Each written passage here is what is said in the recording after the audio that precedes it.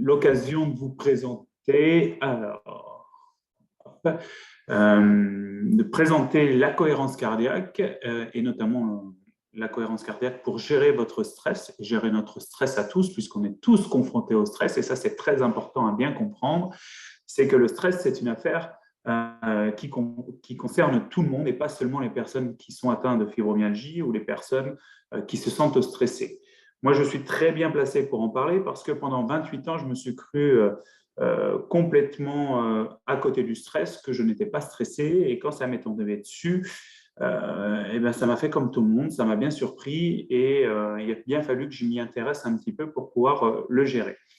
Le stress, je disais, c'est pour tout le monde pareil, puisque généralement le stress, il vient d'éléments extérieurs, externes à vous, de votre environnement personnel, ou alors de votre environnement interne, c'est-à-dire de vous, de vos douleurs, de ce qui peut vous arriver.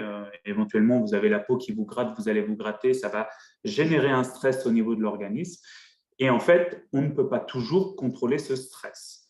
D'ailleurs, la plupart du temps, nous ne le contrôlons pas, il arrive comme ça. Exemple, un stress très simple, c'est le stress d'aujourd'hui. Pour moi, je suis devant, Nadine l'a dit, je ne sais combien de personnes, alors certes à distance, mais je fais une présentation devant vous, eh bien, je vais avoir un niveau de stress pendant toute cette présentation jusqu'à ce que j'ai fini probablement et que j'ai quitté la réunion. Et à ce moment-là, ça ira probablement beaucoup mieux. Et puis, il y a le stress du quotidien, celui qui va venir nous embêter en permanence, qui va se répéter tout au long de la journée. Et celui-ci, il est un petit peu plus gênant parce qu'il a du mal à disparaître et surtout, il va provoquer dans notre organisme pas mal de petites choses gênantes.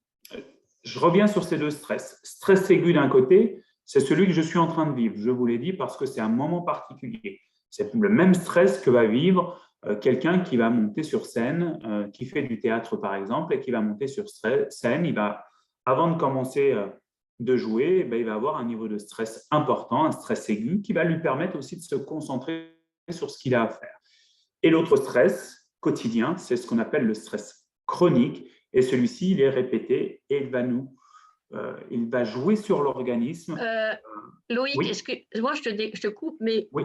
tu n'as aucune diapo qui circule là, c'est toujours la même. Alors, c'est normal pour l'instant. C'est normal. C'est normal. Pour l'instant, voilà. Tout va bien. Je préfère le dire. Hein. Oui, mais c'est très bien. Parfait.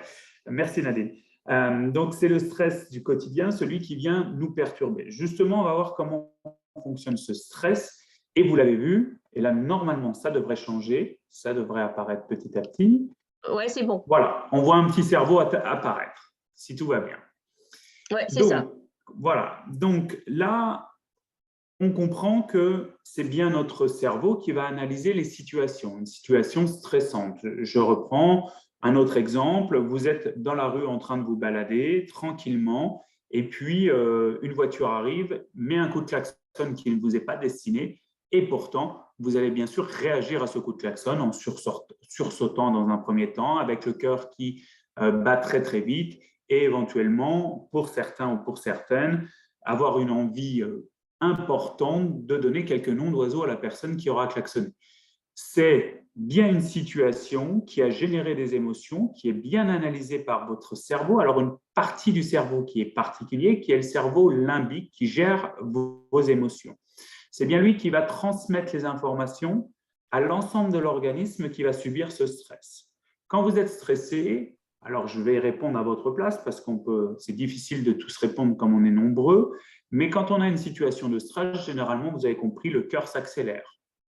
Vous avez votre tension qui augmente. Vous avez votre respiration qui s'accélère également. Vous pouvez avoir un mal de ventre, des sueurs, une oppression de la poitrine, un serrement au niveau de la gorge. Il se passe énormément de choses dans votre organisme lorsqu'on est face à une situation stressante. Et ça, c'est très important à bien comprendre. Le stress, ce n'est pas que au niveau du cerveau. Il se passe beaucoup de choses en termes d'hormones, en termes de réactions physiques lorsque l'on est stressé.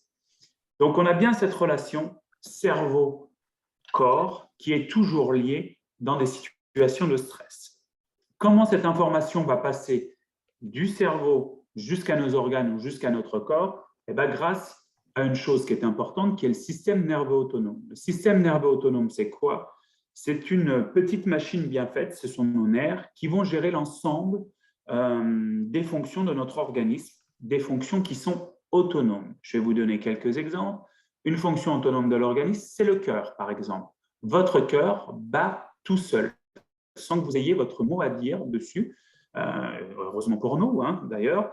Vous avez un rythme cardiaque moyen qui généralement est situé entre 60 et 80 pulsations. Ça, c'est notre cœur moyen au repos. Il peut être plus important, moins important, mais c'est bien le système nerveux autonome qui gère ce rythme cardiaque. La respiration également. La respiration, c'est notre système nerveux autonome qui la gère, c'est-à-dire qu'on n'a pas besoin de nous dire qu'il faut respirer, on respire automatiquement et on respire en moyenne 12 fois par minute. Ça aussi, c'est notre respiration quand on est en situation d'équilibre du corps au repos. Donc, une moyenne cardiaque entre 60 et 80 pulsations, un rythme respiratoire de 12 cycles par minute, 12 inspirations, 12 expirations, et puis parfois aussi la tension, vous avez une tension moyenne différente d'une personne à l'autre, qui peut être de 12,8 pour certains, de 14,6, de 13,7, etc. Peu importe, mais on a chacun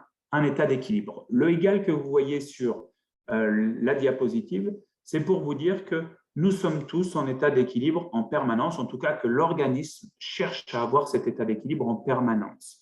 Et que lorsqu'il ne va plus être en équilibre, on va rentrer dans une situation de stress. Alors, je reviens sur cet état d'équilibre. Cet état d'équilibre, il est maintenu par deux systèmes, très importants à comprendre. D'un côté, ce qu'on appelle le SNS, le système nerveux sympathique, et de l'autre côté, le système nerveux parasympathique.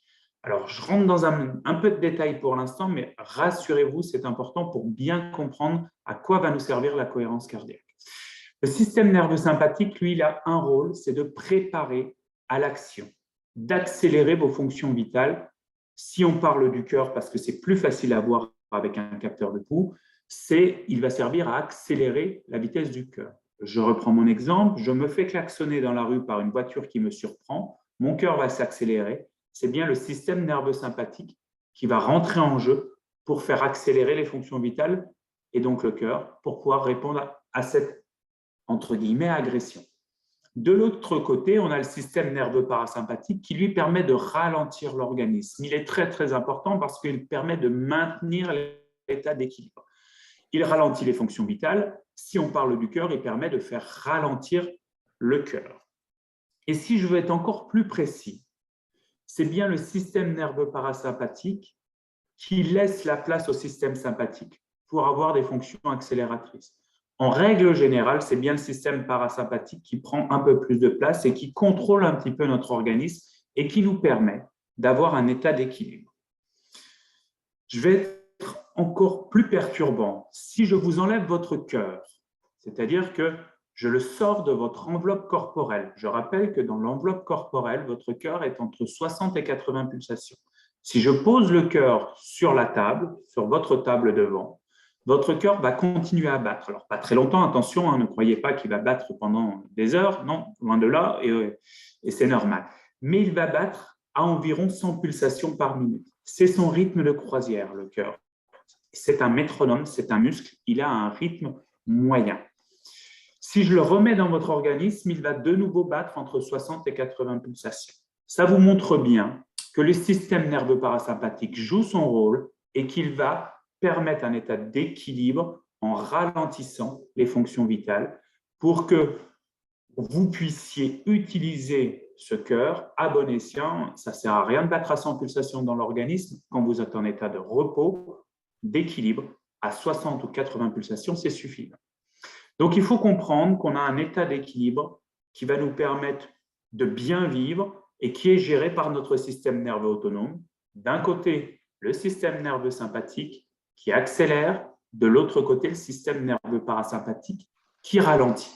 Ce sont bien les deux qui vont fonctionner pour notre état d'équilibre. Alors, pour aller encore un petit peu plus loin et surtout bien comprendre ce que c'est que le système nerveux parasympathique, eh bien, on l'appelle également, et vous voyez apparaître en bas à droite, que le système nerveux parasympathique, on l'appelle également système vagal. Alors là, ça doit parler à pas mal d'entre vous, et pas qu'à moi, hein, puisque quand on parle de vagal, on pense au malaise vagal, et probablement que certaines et certains d'entre vous ont déjà fait ce genre de malaise. Le malaise vagal, c'est quoi? C'est simplement votre organisme qui répond à une situation en sollicitant de manière un peu trop importante le système nerveux parasympathique. Et son rôle, c'est quoi? C'est de ralentir l'organisme. Alors, quand on fait un malaise vagal, tout simplement, c'est parce que notre système nerveux parasympathique a décidé de faire ralentir les fonctions vitales. Donc, vous pouvez aller jusqu'à la perte de connaissance. Mais vous allez avoir un cœur qui peut se ralentir, vous allez avoir une tension qui chute d'un coup, vous allez avoir peut-être une perte de la vision, et plein de choses qui vont diminuer, et il va falloir un temps un petit peu important pour pouvoir rétablir l'état d'équilibre.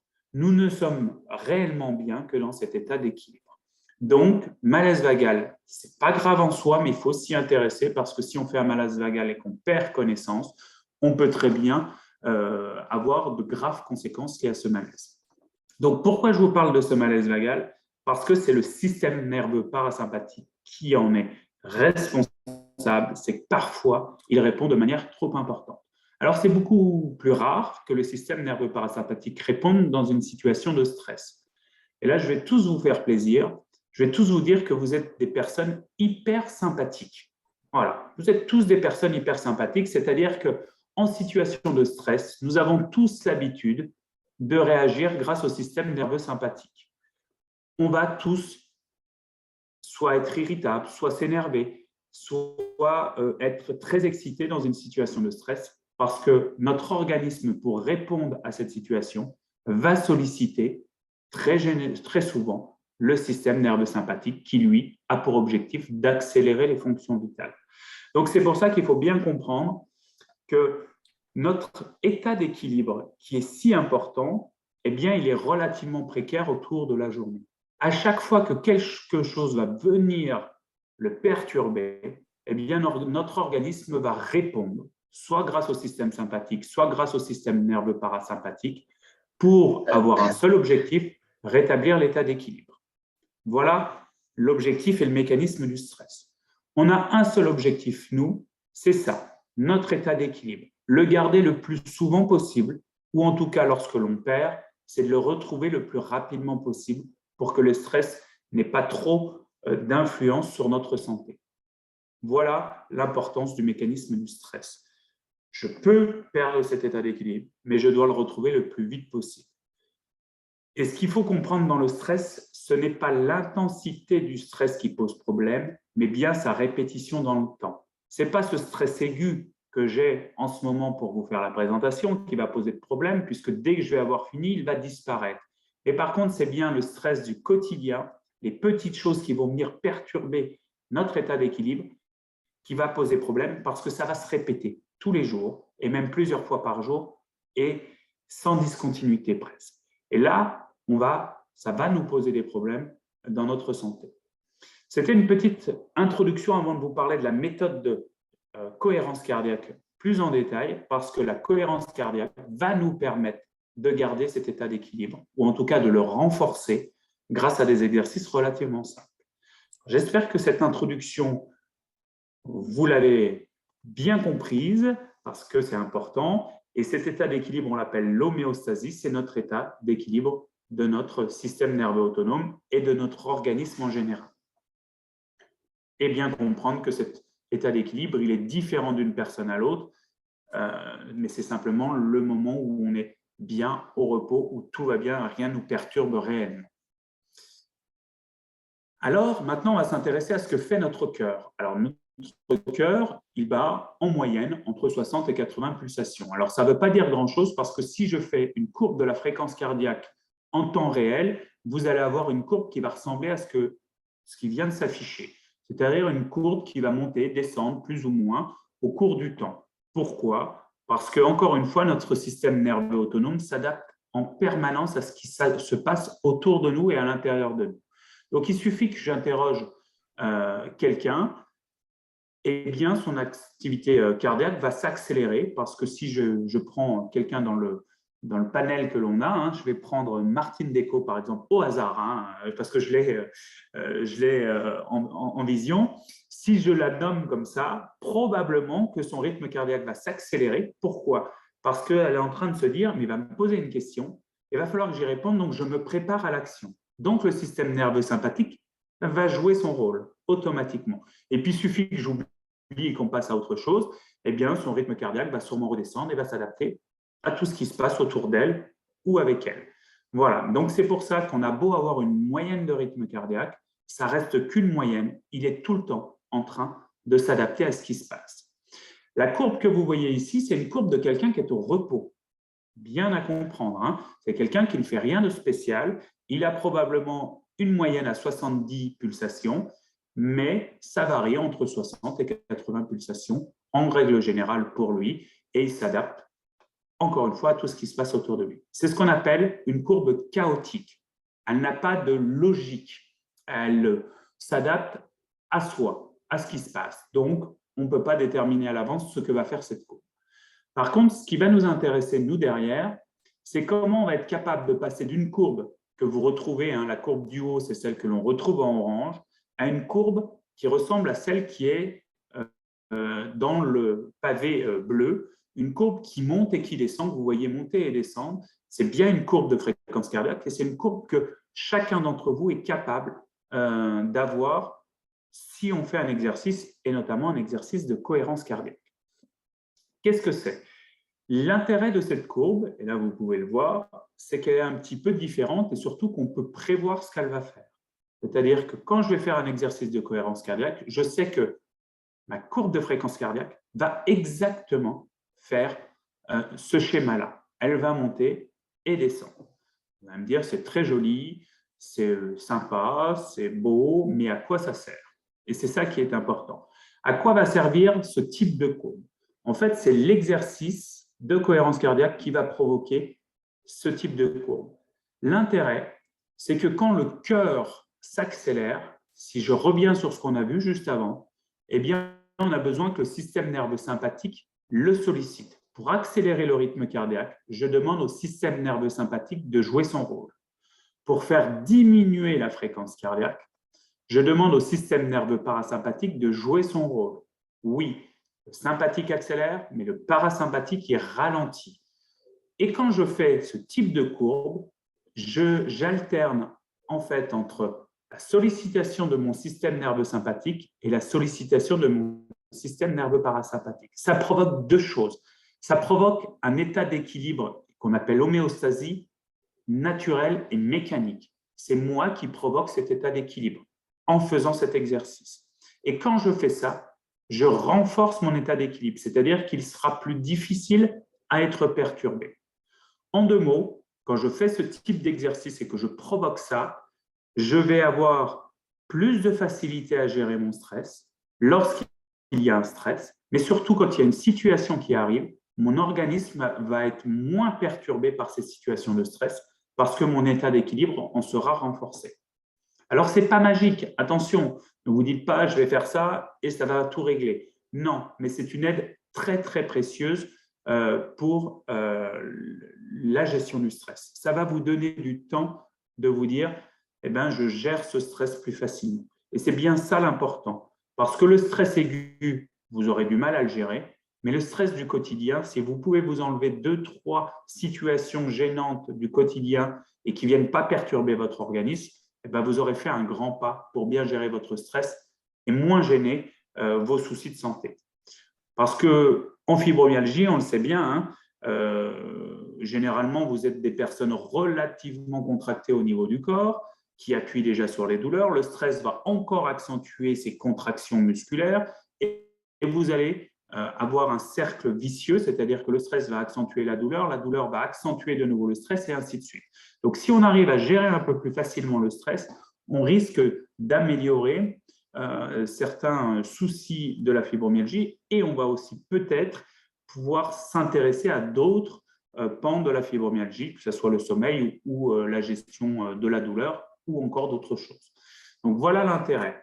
Quand je fais un exercice de cohérence cardiaque, dites-vous que vous allez provoquer cette courbe-là que l'on voit dans le bleu, solliciter le système sympathique, puis le système nerveux parasympathique. Et en faisant ça, vous rétablissez l'état d'équilibre et c'est vraiment ça qui nous intéresse parce que c'est ce qui permet de gérer bien mieux son stress. Alors maintenant, comment on va faire pour pouvoir bien gérer son stress grâce à la cohérence cardiaque? Eh bien, il va falloir faire un exercice. Vous les connaissez tous, puisque la première chose que l'on fait quand on est stressé, et la première chose que l'on fait quand on voit quelqu'un de stressé, on lui dit quoi? On lui dit « souffle un bon coup ». On prend tous une grande inspiration et on souffle un grand coup généralement pour se faire du bien. Et bien, la cohérence cardiaque, c'est exactement ça, de manière un petit peu plus contrôlée, et on va voir comment ça marche. Pour passer d'une courbe chaotique que vous avez en orange à une courbe qu'il y a dans le bleu, eh bien, il va falloir utiliser un petit exercice. Alors, est-ce que ça passe? Je ne vois pas si ça a avancé, ça n'a pas l'air. Voilà. Et là, c'est bon. Voilà, c'est bon. On voit arriver qu'il va falloir inspirer pendant 4 secondes et demie et expirer pendant 5 secondes et demie. Et ce, pendant 5 minutes, 3 fois par jour. Alors, je vais revenir dessus. Quand vous êtes en orange, c'est votre respiration normale, 12 cycles par minute. Je vous l'ai dit, en moyenne, on inspire et on expire 12 fois par minute. Quand on fait ça, on a cette courbe cardiaque qui ne change pas trop, qui est une courbe chaotique classique. Si on veut avoir une courbe qui soit cohérente, comme on l'a vu en bleu, il va falloir passer à 6 cycles par minute, c'est-à-dire respirer 2 fois plus lentement. Et quand on dit respirer 2 fois plus lentement, il va falloir inspirer pendant 4 secondes et demie, expirer pendant 5 secondes et demie. Et l'intérêt, c'est de le faire pendant assez longtemps pour que l'organisme s'entraîne à le faire et de le répéter assez souvent pour que ça soit efficace. Je dois respirer de manière abdominale. Alors, je ne sais pas si tout le monde sait ce que veut dire la respiration abdominale. Je vais le reprendre très rapidement. Quand on fait une respiration dite abdominale ou ventrale, quand on inspire, on a le ventre qui se gonfle et quand on en expire, on a le ventre qui se dégonfle. La cage thoracique ne bouge pratiquement pas. Si vous voulez tester, c'est très simple. Vous mettez une main sur la cage thoracique, une main sur le ventre et quand vous inspirez, la main du bas doit monter, du moins pousser par le ventre et quand on expire, la main, elle doit rentrer dans le ventre. C'est ça une respiration abdominale. Si c'est votre main de la poitrine qui bouge, ça veut dire que vous respirez par le haut. Et ce n'est pas bon. Pourquoi? Parce que nous avons besoin de prendre une respiration naturelle, qui est la respiration abdominale, pour que notre diaphragme fonctionne correctement, tout simplement. Donc, il va falloir se réentraîner à respirer par le ventre. Parce qu'il y a un humain, un seul humain, qui est capable de toujours respirer par le ventre. Alors, peut-être que vous avez une idée dans l'assemblée que vous êtes. Vous vous posez peut-être la question, tiens, qui respire seulement par le ventre? C'est très simple, c'est le nouveau-né. Le nouveau-né, il respire par le ventre. Et c'est bien le seul à le faire et le seul à être en capacité de le faire en permanence. Si vous regardez un nouveau-né, il respirera toujours par le ventre. Si vous regardez les animaux, ils font exactement la même chose que le nouveau-né. Ils respirent également par le ventre. Donc, nous, on a perdu ça, et on a perdu ça à un moment précis de notre vie, qui est le moment où on a pris la parole. Du moment où l'enfant prend la parole, il passe d'une respiration dite naturelle à une respiration dite sociale. Et quand on parle, il est impossible de respirer par le ventre. Et petit à petit, on a perdu cette capacité à respirer de façon naturelle. Et donc, il va falloir le réapprendre pour cet exercice. C'est nécessaire pour bien faire fonctionner votre diaphragme. En introduction, je vous ai dit que pendant 28 ans, je ne croyais pas être atteint par le stress. Et puis, à 28 ans, justement, j'ai commencé à avoir des douleurs au niveau de la poitrine, des douleurs, des pics qui me faisaient un petit peu mal. Et je ne comprenais pas ce qui m'arrivait et ça ne passait pas au fil des jours. Donc, je suis allé voir mon ostéopathe et mon ostéopathe, en m'analysant, m'a dit non, il n'y a pas de problème de côte, il n'y a aucun souci de ce côté-là. Mais par contre, il y a un vrai souci de stress, ton diaphragme est complètement bloqué. En fait, quand vous ne respirez pas correctement, vous allez finir par mal faire fonctionner ce diaphragme. Et quand ce diaphragme fonctionne mal, il va provoquer ce qu'on appelle les douleurs intercostales. Ces douleurs, ces pics que l'on trouve à l'intérieur de la poitrine, on a l'impression qu'on a un problème cardiaque. Et quand on va voir le cardiologue, il n'y a rien de tout ça. En fait, c'est ce qu'on appelle les douleurs intercostales, provoquées notamment par le blocage du diaphragme. Donc, quand on reprend une respiration naturelle, eh bien, ces douleurs disparaissent. Eh bien, moi, c'est quand je suis arrivé au CHU de Lille pour la formation de cohérence cardiaque, au bout de 5 minutes, ce que je traînais depuis 2 mois a complètement disparu. La respiration par le ventre et à 6 cycles par minute m'a permis de me soulager très rapidement parce que ça m'a permis de retrouver mon homéostasie tout simplement. Alors, ce n'est pas magique, mais ça marche très, très bien. Donc, je reviens sur les exercices. 6 cycles par minute pendant 5 minutes et ce, 3 fois par jour. Oui, pour que c'est un intérêt, il faut le faire régulièrement. 5 minutes, c'est la base que les scientifiques ont découvert pour que c'est un vrai intérêt pour l'organisme. Et 3 fois par jour, ça, c'est pour vous entraîner, pour qu'un jour, votre organisme vous surprenne à prendre cette respiration particulière sans que vous ayez à le mettre en place. Moi, aujourd'hui, avec l'entraînement, je m'aperçois que de temps en temps, quand j'ai quelque chose qui ne va pas, eh bien, je reprends naturellement cette respiration par le ventre. Donc, ça marche très bien. Et puis, l'avantage, vous allez le voir après, il y a tout pour bien faire avec cette technique de respiration. On va pouvoir échanger après sur les questions si vous en avez. Mais ce que je voulais absolument vous dire, et ce qu'il faut absolument retenir sur cette technique de cohérence cardiaque, c'est que c'est une technique de contrôle respiratoire accessible à tous. Il n'y a aucune difficulté. La seule difficulté qu'il y a, c'est qu'il va falloir s'entraîner parce que respirer à 4 secondes et demie et expirer à 5 secondes et demie, c'est un vrai exercice. C'est un entraînement qu'il faut avoir. C'est respirer 2 fois plus lentement. Quand vous allez respirer à ce rythme-là, la première chose que vous allez dire, mais j'ai la tête qui tourne. C'est normal parce que vous allez prendre des grandes inspirations et comme les inspirations vont être importantes, vous allez avoir plus d'oxygène qui rentre et l'oxygène, notre corps est bien fait, l'oxygène, il va aux cellules où il y en a plus le besoin. Et les cellules qui manquent d'oxygène, c'est vos cellules du cerveau. C'est pareil chez tout le monde. Donc, l'oxygène va aller directement dans le cerveau et va avoir cet effet de tête qui tourne. Et puis surtout, eh bien, prendre des grandes inspirations. Quand on est quelqu'un de plutôt stressé ou de nature stressée, eh bien, on a plutôt des expirations et des inspirations très courtes.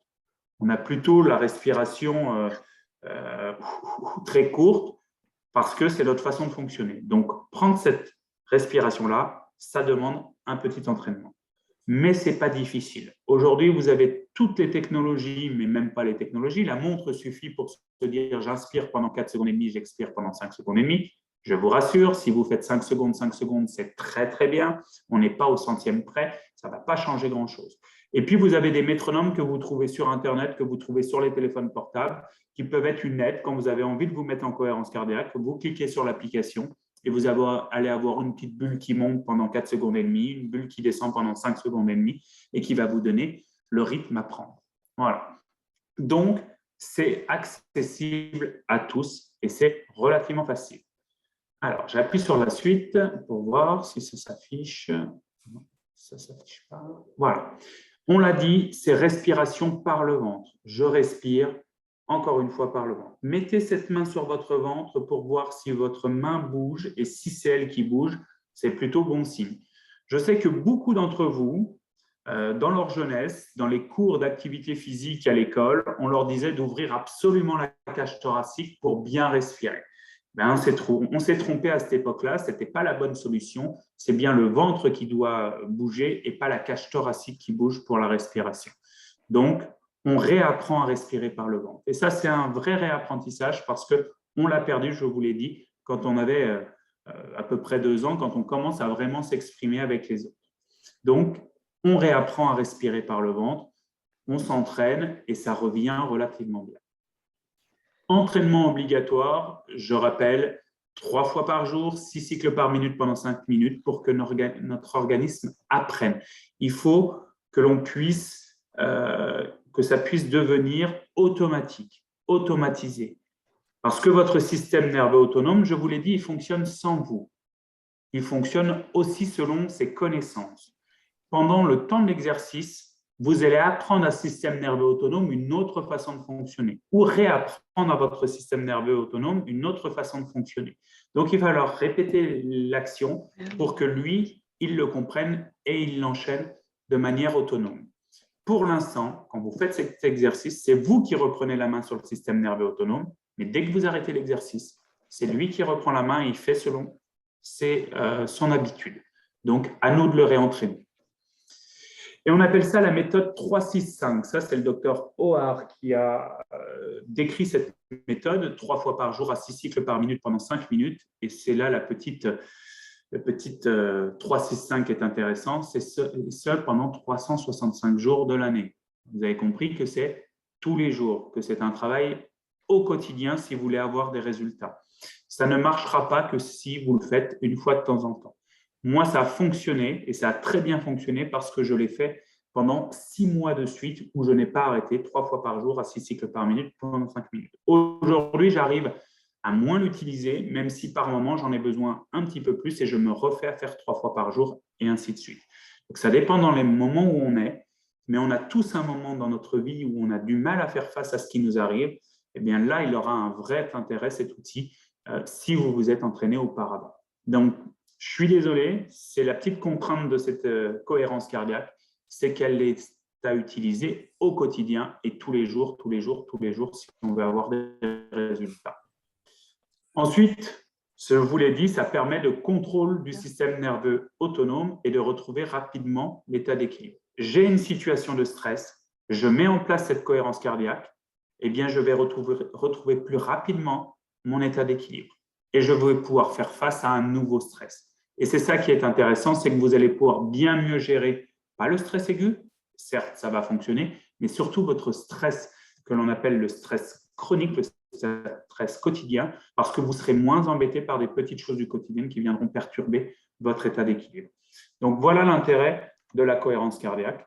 Et le plus grand intérêt, et ça, je pense que vous serez content, parce que je sais qu'en fibromyalgie, on est nombreux à essayer de répondre à vos mots, en tout cas de prendre en charge, et que parfois, et je n'ai pas honte de le dire, parfois il y a des choses qui sont un petit peu trop commerciales et qui se servent de l'envie que vous avez de vous en sortir pour pouvoir vous aider en vous proposant des choses très très chères et qui ne fonctionnent pas toujours. Et bien là, vous ne pourrez que tester par vous-même, puisque l'avantage de cette technique, c'est qu'elle est gratuite.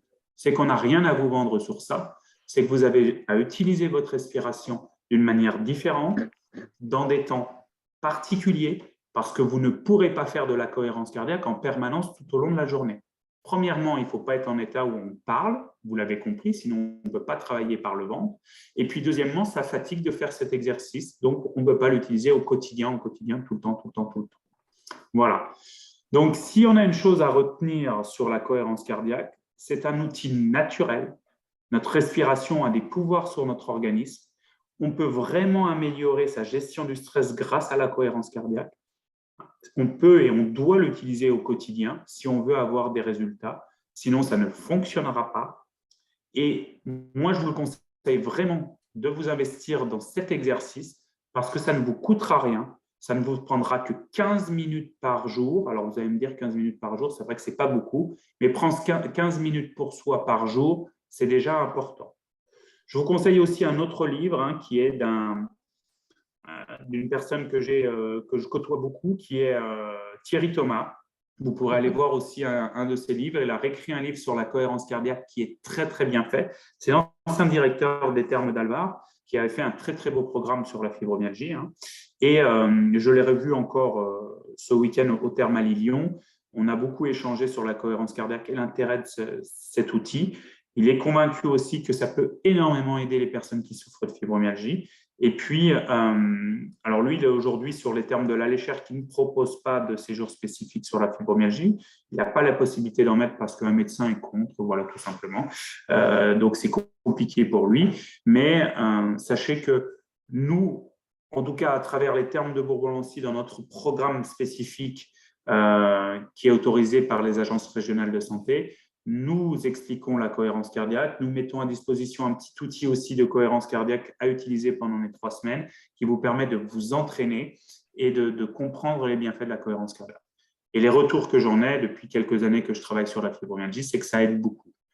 Mais le plus beau retour, c'est le mien parce que ça m'aide au quotidien dans mon poste de directeur des termes, surtout avec ces périodes Covid où ça n'a pas toujours été simple. Heureusement que je l'avais avec moi parce que c'est un outil très, très précieux du quotidien. Voilà, je ne serai pas plus long, je vais pouvoir répondre à vos questions.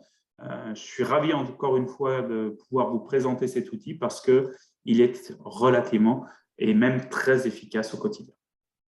Merci à vous. Merci beaucoup Loïc. Donc, et c'est vrai que donc tu disais que Thierry Thomas a fait un nouveau livre. Alors il a fait un livre, en fait, il avait écrit sur la fibromyalgie il y a quelques années. Oui, alors voilà. je signale donc aux personnes, on en parle souvent de ce livre, hein, il est dans notre site et on en parle très très souvent. Il avait fait ça avec le docteur Curté, donc fibromyalgie, un programme global. Donc au moment où il était donc, comme tu l'as dit, directeur des termes d'Alvar. Oui. Et donc c'est lui qui avait mis en place vraiment le programme sur la fibromyalgie à Alvar. Et pour votre information, Thierry Thomas est intervenu à présenter, tu vois, c'est vieux, en 2013 lors d'un colloque qu'on avait fait pour la Journée mondiale à Paris. C'est lui qui avait présenté donc la cohérence cardiaque. Et puis, je te dirais que j'hésitais entre toi et Thierry Thomas pour venir aujourd'hui justement, hein, parce que, mais bon, j'avais assisté plusieurs fois aux conférences que vous faites au Thermali, justement sur la cohérence cardiaque, et j'avais trouvé que tu faisais ça bien, donc voilà. Donc le choix est venu sur toi plutôt que Thierry. Non, mais on fonctionne beaucoup avec Thierry aussi, dans le sens où il apportera, et peut-être que dans un deuxième temps, ça serait très intéressant, parce qu'il va aller encore un peu plus loin que moi sur cette technique. Je pense que c'est important d'avoir déjà de comprendre comment ça fonctionne dans un premier temps, et mon intervention est plus sur ce point-là. Mais après, je vous le conseille dans un deuxième temps, ou de lire son livre parce qu'il est passionnant et très facile à lire.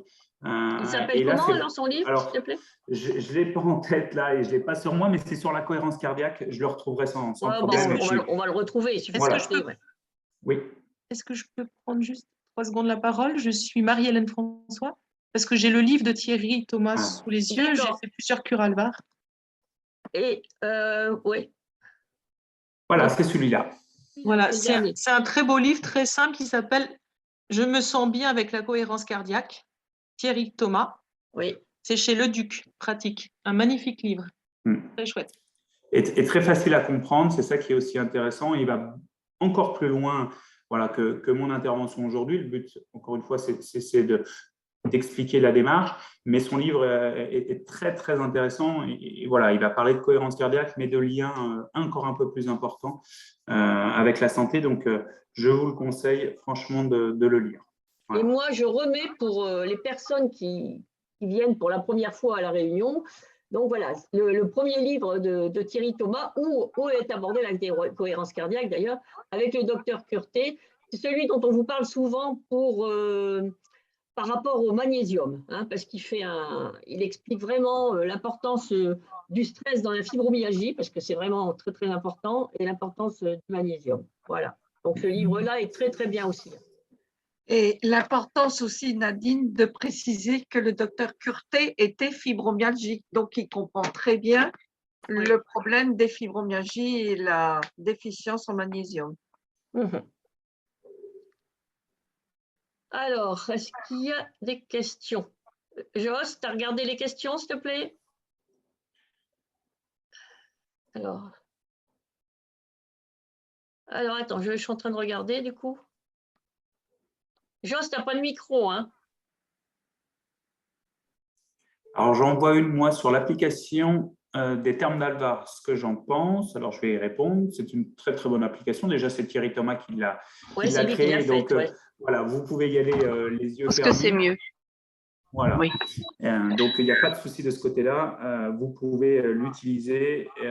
Voilà. Après, ça reste des choses simples. C'est surtout des outils qui vous permettent de donner le rythme, le métronome, et d'être sûr d'être dans le bon rythme de la cohérence cardiaque. Voilà, donc il y a une personne qui parle de la marche afghane qu'on lui a présentée à Alvar et elle la pratique. En fait, c'est de la marche associée à la respiration. Donc, on agit toujours sur la respiration. Elle donne le nom de l'application, Respirelax, là. Oui. Oui, on en a entendu parler. Alors, moi, j'ai un truc quand je fais la cohérence cardiaque en me couchant, c'est que je compte. Il faut 30 respirations. Donc, c'est 2 fois 15. Et puis, voilà. Bon, au bout d'un moment, je perds le fil, hein, c'est pas grave. Je m'endors. C'est que vous vous endormez, c'est bien. Oui, je continue à compter, mais je sais plus où j'en suis, mais c'est pas grave. Ça veut dire que voilà, ça aide à se relaxer. Mais voilà, le fait, une fois qu'on a pris le rythme, au départ, l'application, c'est bien. Mais une fois qu'on a compris le truc, il suffit de compter dans sa tête. Il n'y a pas besoin d'avoir le truc allumé à côté. Ça marche très, très bien. Ben, je rebondis là-dessus. C'est vrai que le métronome est bien au début pour se caler, pour apprendre, etc. Après, vous n'en aurez pas besoin. Vous allez tout de suite reconnaître et ressentir quand vous allez être en cohérence cardiaque. Et puis surtout, ce qu'il faut comprendre, c'est que toutes les techniques de relaxation que vous allez utiliser, quelles qu'elles soient, elles utilisent en fait la cohérence cardiaque qui est le côté scientifique de la respiration, du contrôle respiratoire. C'est-à-dire que vous fassiez de la sophrologie, du Reiki, du Qigong, du Tai Chi, n'importe quelle technique, de la méditation pleine conscience, vous aurez une base commune qui est la respiration contrôlée, qui est en fait une respiration exactement pas abdominale où on va avoir un rythme ralenti et qui fonctionne pour l'ensemble de ces activités. Et c'est la base qui montre que ça fonctionne parce que ça va jouer physiologiquement sur votre système nerveux. Et c'est ça qui va apporter le relâchement que vous pouvez trouver dans ces activités. Et le plus de ces activités, c'est pour ça qu'il y en a plein de différentes, c'est que tout ce que l'on va apporter en plus va vous convenir plutôt à vous et pas à une autre personne. Et vous allez chacun trouver l'activité qui va vous convenir. Je rappelle que les moines bouddhistes qui rentrent en méditation le font grâce à la respiration et au contrôle respiratoire. Donc, c'est très puissant. Ils sont meilleurs que nous parce que depuis le plus jeune âge, on leur a appris que la respiration avait un vrai intérêt pour la santé. Alors que nous, la respiration, on n'en parle pas beaucoup, que ce soit à l'école, que ce soit dans beaucoup de choses. Ça commence à revenir. Et c'est aussi grâce au docteur David Servan-Schreiber, qui a écrit son livre, qu'on a commencé en France à reparler de la cohérence cardiaque. Donc, ça date d'une vingtaine d'années, pas plus, alors que de nombreux pays utilisent la cohérence cardiaque depuis des dizaines d'années. Mais vous le savez, en France, la prévention, on a encore un petit peu de boulot à faire. Voilà. Alors, il y a Maryse qui pose « Bonjour, j'ai lu et pratiqué, mais besoin de précision. Quelquefois, on parle de respiration complète. D'abord l'abdomen, puis en montant jusqu'aux épaules. Respiration dynamique 6-5, détente 4-6, équilibre 5-5. Qu'en pensez-vous » Alors, vous avez raison, il y a plein maintenant de techniques de contrôle respiratoire. Moi, quand je vous parle de cohérence cardiaque, je vous parle vraiment de l'aspect scientifique de la respiration. C'est-à-dire que les scientifiques se sont intéressés à l'intérêt d'utiliser le contrôle respiratoire et ils se sont aperçus que c'est en faisant 4 secondes et demie, 5 secondes et demie qu'on sollicitait le plus le système sympathique et le plus le système nerveux parasympathique. D'où l'intérêt de cette respiration-là. Maintenant, toutes les techniques de contrôle respiratoire, 6-5, 4-6, 5-5, en faisant un petit blocage de respiration par moment, ou etc., sont intéressantes. Voilà. L'idée, c'est de se sentir le mieux avec celle que l'on va pratiquer. Donc, c'est faire le choix. Le but, c'est de vraiment ralentir cette respiration et on doit se situer autour de 5 secondes, 5 secondes. Donc, 4-6, on est dessus, 6-5, on est dessus, 5-5, on est dessus. Donc, on est très proche. Voilà. La cohérence cardiaque, c'est la base scientifique, en fait, de toutes ces techniques de respiration. C'est celle qui est la plus efficace logiquement, mais dans certaines, vous allez vous sentir plus à l'aise et je vous conseille de rester sur celle que vous vous sentez le plus à l'aise, tout simplement. Alors, moi, j'interviens parce que j'ai un message privé, donc il y a dû y avoir une petite erreur. Donc, c'est « Je pratique la respiration 4-7-8 ». Est-ce valable également? Alors, 4-7-8, celle-là, je ne la connais pas, mais pourquoi pas, on est encore une fois sur du contrôle respiratoire, donc c'est intéressant. Si vous vous sentez très à l'aise avec, pourquoi pas. Après, je ne sais pas pourquoi. Alors, 4-7, je peux le comprendre. Le 8, je ne sais pas encore pourquoi il y a ce changement derrière. L'idéal, c'est quand même l'alternance de 4 secondes et demie, 5 secondes et demie. Alors, je vois que c'est pour l'endormissement. C'est ce que je vois, oui. C'est ce que je viens de dire. Oui, pourquoi pas, parce que de toute façon, à l'endormissement, on va changer son rythme respiratoire. En fait, ce qu'il faut savoir, c'est que quand on commence à passer dans la nuit, dans le sommeil, vous allez solliciter beaucoup plus votre système nerveux parasympathique parce qu'il va ralentir, et notamment le cerveau, pendant une grande partie du sommeil. Et donc, c'est important d'avoir une respiration différente. Si ça permet un meilleur endormissement en 4-7-8, il faut l'utiliser. Moi, j'utilise aussi le 4 secondes et demie, 5 secondes et demie, ça marche très, très bien. C'est une vraie aide pour l'endormissement. Et puis, ça permet, juste avant l'endormissement, de solliciter de nouveau un peu plus le parasympathique qu'il faudra absolument solliciter pendant la nuit. Et on s'aperçoit que chez certaines personnes qui ont la fibromyalgie, eh bien que le système nerveux parasympathique, il est un petit peu faible, il ne fait pas assez son travail, c'est-à-dire qu'il ne joue pas assez son rôle de régulateur. Et donc, la nuit, on s'aperçoit que vous avez toujours un rythme avec un système nerveux sympathique qui fonctionne. Donc, ça peut aussi gêner le sommeil, ça peut avoir un état d'excitation plus important parfois qui empêche d'aller dans des sommeils profonds. Donc, le faire avec une technique de respiration avant de se coucher, c'est très bien. Et je vois, alors je comprends mieux, c'est avec du blocage, c'est ce que je disais tout à l'heure, c'est aussi des techniques qui fonctionnent très bien quand il y a une phase de blocage. Donc là, 4 secondes d'inspiration, 7 secondes de blocage et 8 secondes d'expiration. Donc là, on accentue sur l'expiration après, mais on a fait un blocage où il ne se passe pas obligatoirement quelque chose, mais on peut se concentrer sur cette phase de blocage sur pas mal de choses aussi pour travailler. Mais voilà, ça ne change pas énormément les choses. C'est très bien aussi. Voilà. Alors, Jocelyne pose une question. Alors, ce n'est pas moi, c'est l'autre. Est-ce applicable lorsque l'on est brutalement réveillé par un stress en pleine nuit de façon répétitive? Merci. Alors oui, c'est applicable à condition qu'on s'est entraîné avant. C'est-à-dire que utiliser la cohérence cardiaque ou toute technique de contrôle respiratoire sans cesse entraîné, ça va être impossible. C'est-à-dire que quand on a un stress important qui nous réveille ou quand on a un stress important dans la journée, on a tendance à accélérer toutes nos fonctions vitales. Je vous l'ai dit, vous êtes des gens hyper sympathiques. Donc, vous allez accélérer le cœur, vous allez augmenter la tension, vous allez faire tout ça. Donc, vous allez demander en temps réel de réguler tout ça alors que l'organisme a envie de faire l'inverse, c'est-à-dire d'accélérer. Donc, ça va être compliqué, sauf si vous vous êtes entraîné auparavant quand tout va bien. Donc, l'idée, c'est de s'entraîner quand tout va bien à la cohérence cardiaque pour pouvoir le réutiliser dans des moments de stress aigu comme on peut l'avoir sur cette question. Donc, c'est important de s'entraîner, sinon, ça ne fonctionnera pas. Ça, j'en suis très clair. Et ça va vous permettre de vous rendormir si vous êtes réveillé en pleine nuit. Alors, Christine demande s'il faut expirer par le nez ou par la bouche. Très bonne question aussi.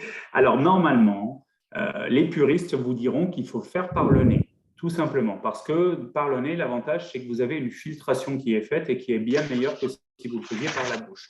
Simplement, vous allez voir, si vous n'avez jamais pratiqué, si vous tentez de faire la cohérence cardiaque par le nez, au début, ça va être très, très difficile, parce que par le nez, on a tendance de prendre beaucoup d'air rapidement et on a du mal à tenir sur la longueur. Donc, si c'est trop dur, commencez par la bouche. C'est exactement ce que j'ai fait. J'ai commencé par faire la cohérence cardiaque par la bouche et quand j'étais à l'aise par la bouche, j'ai petit à petit travaillé par le nez. C'est plus dur à réaliser par le nez, mais c'est meilleur. On est d'accord. Okay. Alors, Fanny demande, témoigne. À chaque fois que je fais mes exercices de cohérence cardiaque, ça me déclenche des douleurs au niveau du ventre. J'ai un SII. Je pense que c'est le syndrome de l'intestin irritable. Oui, c'est ça. Oui. Et ça a tendance à empirer mes symptômes. Dois-je continuer à faire cette respiration ou y a-t-il des moyens de la moduler? Alors, je n'ai pas entendu très souvent ça. Que ça déclenche, c'est vraiment un effet de régulation, la cohérence cardiaque. Donc, ça n'aurait pas normalement cet effet-là. Pendant, ça peut arriver et il n'y a pas de souci. Moi, ce que je conseille, c'est plutôt de ralentir, de changer un peu le rythme dans un premier temps, d'être moins peut-être à 4 secondes, 5 secondes et demie, d'être plutôt à, on va dire, 6-6 ou voilà, d'être un peu plus important, pas à 6 cycles par minute, mais peut-être à 8 cycles par minute pour que ça soit plus tolérable dans un premier temps, habituer son organisme et petit à petit que ça passe mieux. Mais logiquement, il n'y a pas de raison d'arrêter et il n'y a pas de raison que ça provoque ça, à part si c'est pour l'organisme un petit peu trop brutal dans un premier temps. Après, je vais avoir du mal à aller plus loin dans cette réponse. Voilà. Ok. La cohérence cardiaque, ça c'est une question de Françoise de la Creuse. La cohérence cardiaque a-t-elle un effet sur un épisode d'hypertension? Oui, ça va jouer sur l'hypertension, ça va jouer sur tout ce que votre organisme ou le système nerveux autonome régule. Attention, c'est pas magique, donc ça ne va pas empêcher d'avoir des épisodes d'hypertension. Ça peut permettre de les réguler plus facilement, ça peut permettre d'éviter qu'ils se provoquent, mais ça, c'est du très, très long terme. C'est-à-dire qu'il va falloir le travailler pendant quelques mois, quelques années pour avoir des effets notables sur des épisodes d'hypertension ou sur des épisodes d'autres soucis de santé. Ça renforce l'état d'équilibre, donc ça jouera dessus, c'est automatique. Voilà, c'est mécanique en fait. Que pensez-vous du yoga concernant la respiration pendant l'exercice?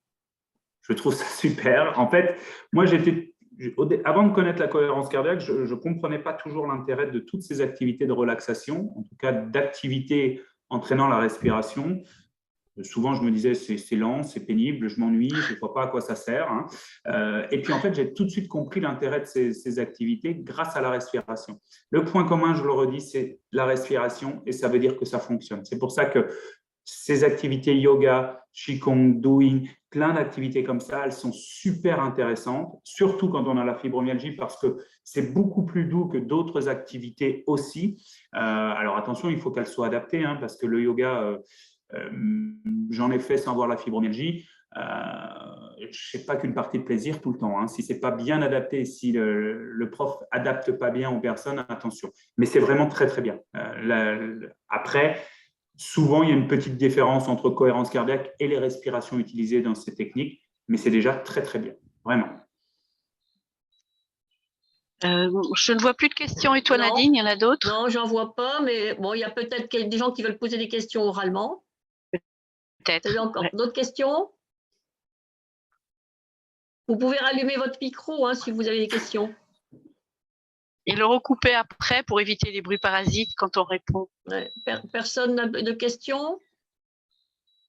Oh, ben, tout a été très très bien expliqué apparemment alors. Ouais, ça veut dire que c'était très très clair. Ouais. Tant mieux. Carole, tu n'as pas de questions? Moi, j'avais des questions, mais j'ai eu mes réponses. Ah bon, Moi, j'ai pas de questions. Ça a été très clair. Bon, C'est tant bien mieux. expliqué. Bon, merci. Merci à vous en tout cas. Et… Ah, il y a une question, les 3 cycles, à quel moment de la journée? Ah oui, ça c'est aussi une bonne question. Alors moi, je vous conseille au réveil, ça permet de prendre le temps. Alors surtout, on sait que quand on a la fibromyalgie, le réveil est une phase importante, c'est toujours un petit peu compliqué. Donc, on prend le temps de faire cette respiration au réveil pour rétablir un petit niveau d'équilibre dès le début du matin. Je conseille le soir pour l'endormissement parce que c'est un outil très, très efficace à l'endormissement pour faciliter l'endormissement. Et puis, le troisième, je dis toujours qu'il faut le faire dans un moment beaucoup plus difficile de la journée, c'est-à-dire un moment qui vous perturbe un petit peu. En gros, en ce moment, vous mettez les informations à 13h, vous mettez le son un petit peu fort et puis vous essayez de faire de la respiration pendant tout ce qui est en train d'être dit. Là, vous verrez que ce n'est pas si simple à faire, même devant les informations, parce que vous allez tellement être chagriné. Vous allez voir que là, votre stress joue, même juste en regardant des informations, parce qu'il y a des choses qui ne vous plaisent pas et que vous n'avez pas envie d'entendre. Et du coup, vous allez être perturbé et votre système nerveux va vouloir faire l'inverse de ce que vous avez envie de faire. Donc, c'est ça. 2 moments dans la journée où c'est facile à faire, le lever, le coucher, et un moment beaucoup plus difficile, soit quand on est en train de faire la queue dans un magasin, soit quand on est en train de faire quelque chose d'autre, et qu'il faut se concentrer quand même sur cette respiration. Voilà, c'est le petit conseil que je peux vous donner.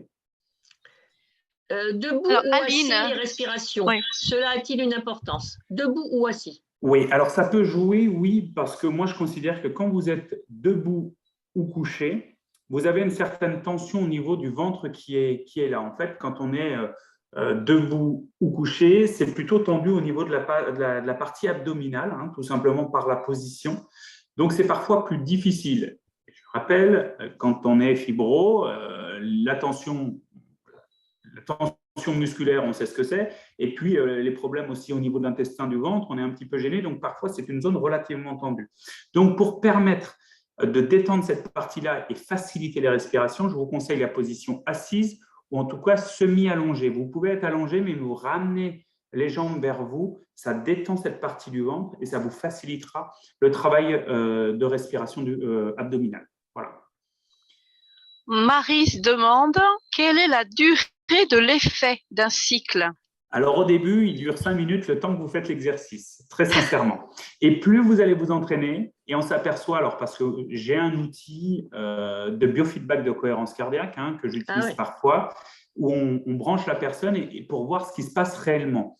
Et on s'aperçoit qu'à force de l'entraînement, eh bien, quand vous avez fini l'exercice, votre organisme continue pendant quelques minutes à faire ce petit mouvement de manière automatique. Ça prouve que le système nerveux autonome apprend de ce qu'il est en train de faire et continue à le faire parce qu'il en sent l'intérêt. Ça ne va pas durer des heures, mais plus vous allez le répéter et plus ça va tenir dans le temps et plus vous serez efficace derrière. Donc, c'est vraiment ça qu'il faut faire. Nathalie demande s'il faut retenir sa respiration avant d'expirer. Pas obligatoirement. Dans certaines techniques, oui. Dans la cohérence cardiaque pure, il n'y a pas de blocage de la respiration. D'ailleurs, on ne retient rien. On enchaîne l'expiration et l'inspiration à la suite. Voilà, sans pause respiratoire. Donc, en réalité, quand on a eu les trucs 4, 7, 8 ou quand il y avait 3 chiffres, c'est là qu'il y avait le blocage alors? Oui, souvent, il y a des techniques où il y a du blocage. C'est là, quand il y a 3 chiffres, c'est le blocage. Voilà, c'est pas mauvais, attention, c'est pas mauvais, c'est notre technique et souvent ça permet d'insérer d'autres choses. Souvent dans les phases de blocage, on peut travailler sur des visualisations, on peut travailler sur des choses qui peuvent nous intéresser, en tout cas pour la gestion du stress. Mais réellement, l'efficacité prouvée par les scientifiques, c'est vraiment l'enchaînement des 2 phases. N'empêche que le blocage n'est pas une mauvaise chose. Voilà, je veux qu'on soit bien clair là-dessus. Thierry Thomas avait, il ne le fait plus, mais il avait commercialisé le Zenspire. Là. Alors oui, nous on les a. Et là, pour la nuit, le truc celui pour la nuit, le temps était différent. Oui, il est un petit peu différent. Si mes souvenirs sont bons, c'est 5-5, 6-5, quelque chose comme ça. Oui, il est un petit peu différent. Alors, pour probablement solliciter un petit peu plus le parasympathique, encore une fois, pour qu'il se déclenche plus facilement et qu'il soit plus efficace durant la nuit, parce que c'est déjà quelque chose que l'on fait. Et puis, un rythme différent, en fait, va permettre aussi l'endormissement probablement plus facilement. Mais attention, on est sur des petites différences. Premièrement, quand vous allez faire 5 secondes, peut-être que sans le vouloir, vous allez faire du 5 secondes et demie, 5 secondes et demie. Donc, on est sur des quelques secondes qui ne changent pas grand-chose. Vraiment, c'est abaisser son rythme respiratoire, contrôlé par la respiration abdominale. Les petits changements de rythme, ce n'est pas non plus une révolution. Voilà, il y a une base, on peut différencier, il faut se sentir le plus à l'aise avec, et c'est ça le principal. Isabelle demande s'il y a des contre-indications à la cohérence cardiaque.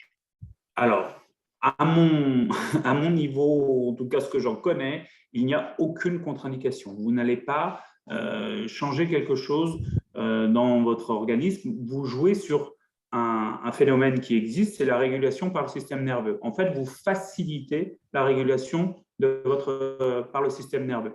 Donc, en fait, comme si vous étiez une petite aiguille que vous appuyez à un endroit pour le redéclencher. Donc, il n'y a pas de… Voilà. Après, attention, si on fait de l'asthme, si on a des soucis comme ça, il faut y aller progressivement parce que ce n'est pas anodin de faire un exercice de respiration contrôlé. Donc, on y va plus doucement, mais à la fin, vous pourrez exactement le faire également. Pratiquons la cohérence cardiaque à chaque date de cure à Bourbon-Lancy.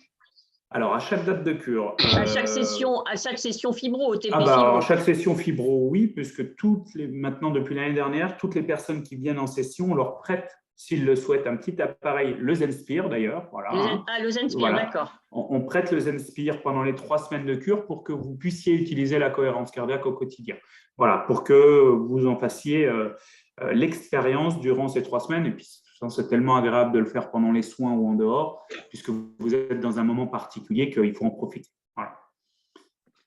Et donc, mais comme ça, à titre indicatif, si tu ne fais pas une cure fibro, il y a de la cohérence cardiaque quand même ou pas? Alors, on en parle. En fait, on en parle parce que j'interviens toujours, mais on n'a pas ces outils parce que ces outils sont limités en nombre. En nombre, bien sûr. Donc, du coup, je peux les prêter que sur des sessions particulières et sur les sessions de fibromyalgie. Par contre, on parle très souvent de la respiration et de la cohérence cardiaque. Et puis, dans les ateliers de prévention qu'on propose au sein des termes, la respiration fait partie intégrante de tous ces ateliers. Donc, indirectement, inconsciemment, on fait de la cohérence cardiaque en permanence. Voilà. Moi, j'ai une question. Est-ce que vous pouvez nous parler du Zenspire? En quoi ça diffère de l'application Respirelax, par exemple? Alors, le Zenspire, c'est un petit outil, c'est une petite boule qui a plusieurs modes. En fait, ça va être exactement le même type de rythme, hein, c'est-à-dire qu'une application classique. Simplement, elle va pouvoir jouer sur la lumière, c'est-à-dire que c'est une lumière bleue qui va être là pendant l'inspiration et une lumière jaune qui va être là pendant l'expiration. Ou il peut exister le mode vibreur, c'est-à-dire que ça vibre quand il faut inspirer et puis ça revibre d'une autre manière quand il faut expirer. Ça vous donne le rythme de la même manière, simplement c'est un outil un petit peu plus peut-être pratique parce que le soir, quand vous êtes tout seul dans la nuit… Cathy montre le sien. Eh ben, voilà, je ne le vois pas, alors je change de page. Change de page, Cathy. Oui, alors je regarde. Voilà, Cathy, je le vois. Alors Cathy, celui-là, c'est celui du Cathy, sommeil, tu je peux crois. parler pour qu'on te voit en grand, pour que tu sois comme ça, tu interviendras, tu seras en grand. Oui, j'avais éteint mon son, excusez-moi. C'est celui du sommeil, peut-être celui-là, non? Voilà, c'est celui du sommeil. Voilà, c'est celui pour le du sommeil. sommeil. On ne te voit plus, Cathy. Reparle pour qu'on te voit. Oui. Pour qu'on te voit, Oui, je suis là pour celle qui veut voir que j'apparaisse avec mon petit cadre jaune. J'espère que vous voyez la boîte. Ouais, bah, et mets-le de profil, s'il te plaît. Enlève ta boîte, voilà, pour montrer. Voilà. Ah, il y en a un autre, je vois que Maddy aussi a le sien. Voilà, bah oui, parce que, alors, en réalité, je vais t'expliquer, c'est Cathy et moi, Maddy, elle met la lumière. C'est ça. Cathy et moi, on en a acheté un, quand on est allé à Grenoble, il y avait on tenait un stand avec l'hôpital de Grenoble, c'était juste avant le Covid. Hein. Donc, on a vu Thierry Thomas qui commercialisait ça et Cathy et moi, on l'a acheté. Voilà, et donc je l'ai utilisé. Comme Maddy a des gros problèmes de sommeil, il y a pour son petit Noël, je lui ai envoyé le mien. Voilà, je lui ai donné le mien. Voilà, moi je ne l'ai plus, je ne pouvais pas le montrer. Voilà. Si tu veux qu'on te voit bien, il faut que tu parles, hein, c'est vraiment. Voilà. C'est des petits outils supplémentaires qui peuvent vous aider. Encore une fois, on l'a dit tout à l'heure, quand on commence à prendre le rythme, on est capable de s'en passer. L'avantage de l'outil, c'est qu'on peut le réutiliser de temps en temps où on est peut-être plus en difficulté pour le réaliser. Ça nous permet de nous rassurer aussi sur le rythme. Et puis le soir, c'est vrai qu'avec la lumière, si vous êtes dans le noir et que vous voulez faire une petite séance avant de vous endormir, de travailler avec la lumière, c'est intéressant. Vous n'avez pas à compter, vous n'avez pas à vous concentrer là-dessus. Vous vous concentrez sur cette lumière qui apparaît et qui disparaît. Donc, ça peut être aussi très efficace pour ce côté-là. Mais réellement, même les outils qu'on a sur le téléphone, petit à petit, on s'en passe parce qu'on a le rythme, on sait faire. Voilà. Oui, alors Maddy montre, donc il y a la lumière, donc il y a du bleu, ça bouge. Il y a la possibilité… Vous entendez le son? Voilà. Vas-y, non Maddy, on ne voit plus. Baisse-le un peu. Baisse-le un peu. Le son, vous entendez, non? Oui. Un petit peu. On entend. On entend un petit peu, pas beaucoup, non. C'est facile à suivre. Hein. Ouais. Oui. Donc, soit vous mettez la lumière, soit vous mettez le son, soit vous mettez le vibreur. Ça n'entend pas. Voilà. Voilà. Là, on peut le faire sans lumière, on peut le faire sans son. Voilà, on choisit. D'accord. Isabelle demande si on peut raisonnablement envisager de diminuer ses douleurs en pratiquant régulièrement la cohérence cardiaque. Alors, la réponse, elle est oui. Attention, oui, entre guillemets. Ça va réguler. Encore une fois, c'est vraiment un outil qui permet de jouer sur le système nerveux autonome. Le système nerveux autonome va jouer sur vos douleurs également. Donc, oui, ça va aider. Mais ça ne va pas régler tous les problèmes, ça c'est sûr. Ce qui va vous permettre, surtout la cohérence cardiaque, va vous permettre de jouer justement peut-être sur ces douleurs en vous concentrant sur des activités que vous pouviez peut-être plus faire, ou en tout cas vous n'aviez pas le temps de vous concentrer dessus réellement parce que le stress était en train de perturber tout ça. Donc c'est aussi casser ce cercle vicieux qui vous permettra de vous intéresser aussi à plein d'autres sujets. C'est ça l'intérêt, surtout, même si ça joue sur tout, ça ne règle pas tout. Voilà. Alors, Alors, en tout cas, vos explications sont très bien, puisque explications très simples qui donnent envie d'essayer pour soulager ces douleurs du quotidien. Merci beaucoup pour votre soutien. Voilà. Alors, Merci. Françoise demande si la séance de cohérence cardiaque met le poumon au repos. Non, pas spécialement. Le Non, poumon, ça va. il travaille quand même. Oui, il travaille de la même manière. Simplement, c'est vraiment ce côté où on n'ouvre pas la cage thoracique parce que ça n'a pas un intérêt. C'est surtout qu'on fait fonctionner mieux son diaphragme. On lui permet de refonctionner correctement, d'enlever quelques tensions au niveau du poumon. J'ai presque envie de vous dire, ça fera encore mieux fonctionner l'ensemble du reste de votre organisme parce qu'il va fonctionner normalement. Voilà. Alors, à propos du Zenspire, là, on demande où ça se trouve, car j'ai aussi du mal à m'endormir. Alors, je voulais quand même préciser qu'on peut le faire avec une application pour s'endormir sans problème. On le trouve sur Internet. L'avantage du Zenspire, comme avait présenté Thierry Thomas, c'est qu'il n'y a pas d'onde. Voilà. Autrement, vous avez soit votre téléphone portable à côté de vous, soit un ordinateur, soit un téléphone portable, donc qui reste à côté de vous au moment dans le lit, c'est ce qui n'est pas l'idéal. Et donc là, et puis il y a des personnes qui sont vraiment électrosensibles. Donc l'avantage du Zenspire, c'est que c'est sans aucune onde du tout. Donc ça, c'est l'avantage. Alors maintenant, où il s'achète, maintenant c'est Internet, il y en a un Internet, petit peu partout. je pense, et puis, tu tapes Zenspire et puis tu le trouves. oui, et dans quelques magasins après un peu plus spécialisés. À Bourbon, je vais vous dire qu'on en a, mais ça fait un peu loin pour beaucoup de monde. J'ai mis le lien qu'il y a sur la boîte là, pour aller sur le site www.zenspire.com. J'ai une question. Bonjour, c'est Rose Lila. J'arrive pas à envoyer un message par écrit. Oui. Voilà, je suis donc fibromyalgique. Je souffre énormément, beaucoup des cervicales et je n'arrive pas à avoir une position détendue des épaules. Ça veut dire que j'ai tout le temps les épaules rentrées dans le cou, ce qui est très fatigant, très douloureux. Et dès que je veux corriger, c'est presque impossible parce que c'est très dur. Ouais. Il faudrait voir un ostéopathe. Moi, j'étais aussi coincée et je suis allée voir l'ostéopathe. J'avais pas l'impression, j'avais toujours mal dans le cou, mal. J'ai déjà été suivie, mais il n'y a pas eu de… Voilà, j'ai commencé il y a 2 ans la cure. Donc, on m'a dit qu'il faut faire plusieurs cures. Là, je reprends balnéothérapie pour essayer, mais c'est vrai qu'il n'y a rien. J'arrive pas à trouver de soulagement, quoi. Ça fait très, très longtemps que ça dure, quoi. Je crois qu'il y a un gros travail de détente aussi au niveau des épaules. Du coup, il faut apprendre vraiment seul déjà à pouvoir se détendre un maximum. C'est pas toujours facile, mais la cohérence cardiaque, elle aide en plus à ce niveau. Bah oui. Voilà, je voulais savoir si je pratiquais ça régulièrement. Est-ce que je pourrais… Alors, j'ai un métier, je suis auxiliaire de puériculture, je fais beaucoup de portage. Ah oui. C'est vrai que je suis assez usée par rapport à ça aussi. Mais c'est vrai que je voudrais tellement trouver du soulagement par rapport à ces douleurs qui sont violentes, quoi. Mais il faut essayer de voir s'il n'y a pas une ou deux vertèbres de déplacer. Il y a de fortes chances avec ce métier-là, il y a de fortes chances.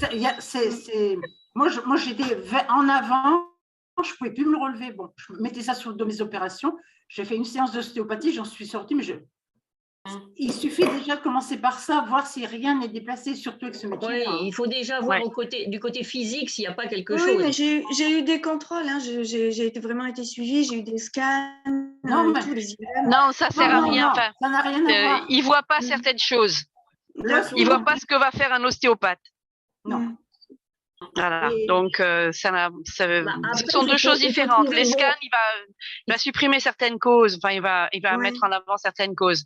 Mais il y a des micro-déplacements, des tensions, des choses qui sont à peine pas à leur place, mais ils vont pas le voir, parce qu'ils ne le cherchent pas, en fait.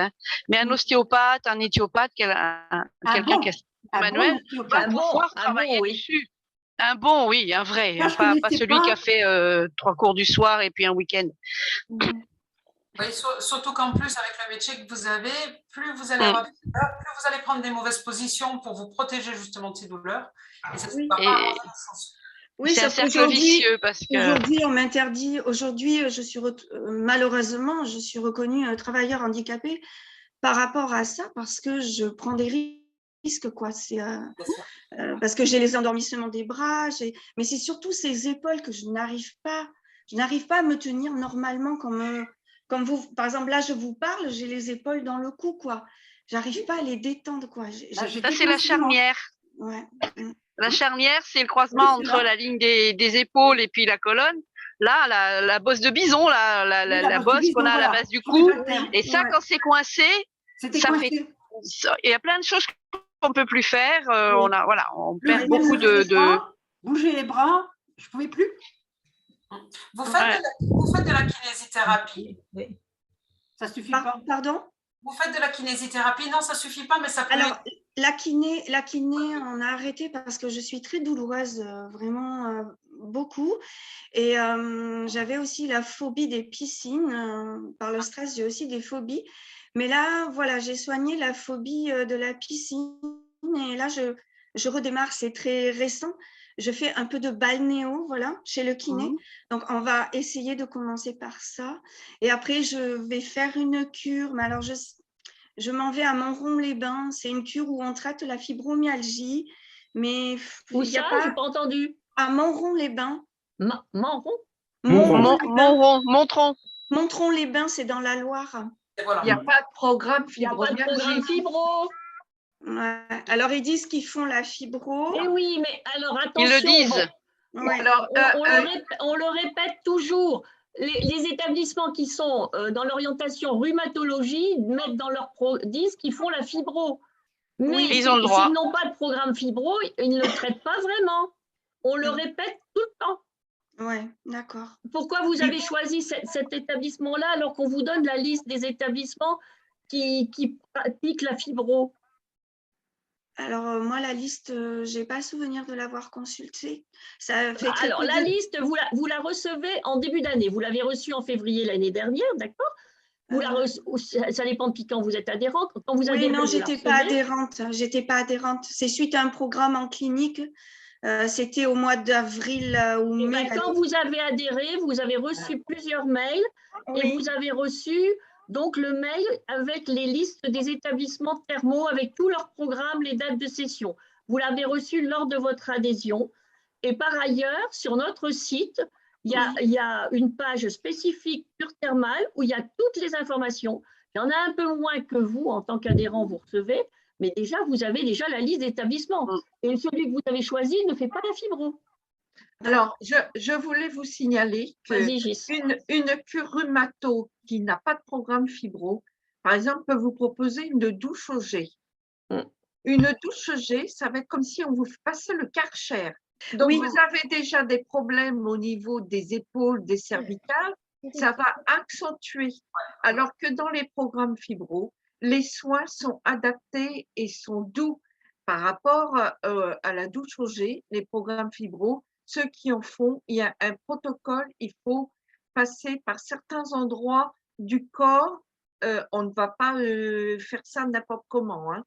Vous qui êtes très douloureuse, allez en étant aussi douloureuse que vous l'êtes, allez dans un établissement qui n'a pas de personnel formé à la fibro. Bon, j'espère que ça se passera bien, mais ce n'est pas l'idéal. Et c'est dommage parce qu'on vous donne toutes les informations et voilà. Et on a quelques témoignages en ce sens, hein, des gens qui ont fait la cure. Il ne faut pas. Comment elle s'appelle cette dame qui est venue aux dernières réunions? Je ne sais pas si elle est là, je ne me souviens pas. Ah non, elle m'a écrit, c'est Agnès. Agnès. Voilà, qui avait été dans une mauvaise cure aussi parce qu'elle avait été avant d'adhérer chez nous, donc elle ne savait pas. Quand elle est venue à la réunion sur la médecine thermale au mois de novembre, donc elle a appris qu'il y avait des cures spécifiques. Et donc, elle s'est inscrite à la Malou parce qu'elle est en fauteuil roulant. Hein, donc, la Malou est beaucoup plus adaptée, évidemment. Et là, elle m'a écrit, là, il y a 2 jours, comme quoi elle ne viendrait pas aujourd'hui. Bon, elle a d'autres pathologies que la fibro, hein, comme vous avez vu, puisqu'elle est en fauteuil roulant. Hein. Oui. Mais bon, elle a bien dit que la première cure était terrible pour elle. Elle a des pathologies neurologiques. Et donc, elle n'est pas là aujourd'hui. Elle ne sera pas là non plus les prochaines fois parce qu'elle est partie pour une hospitalisation de 6 mois. Par rapport et donc, elle a même dû annuler sa cure à la Malou. Hein.